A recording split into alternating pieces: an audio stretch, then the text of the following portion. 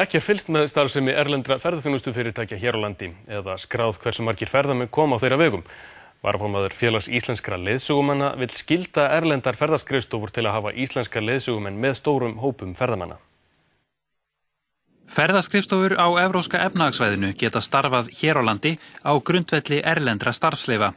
Hjá Félagi íslenskra leiðsögumanna vilja menn að erlend fyrirtæki verði skylduð til að hafa íslenska leiðsögumenn með í för, sérstaklega á hálendinu og innan þjóðgarða.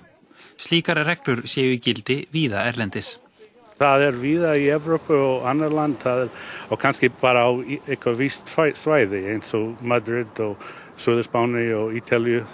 Það skylt að vera með heima leiðsögumaður með hópnum. Þó þú með íslensk fararstjórn. Þá vilja leiðsögumenn að starf þeirra verði gert löggilt.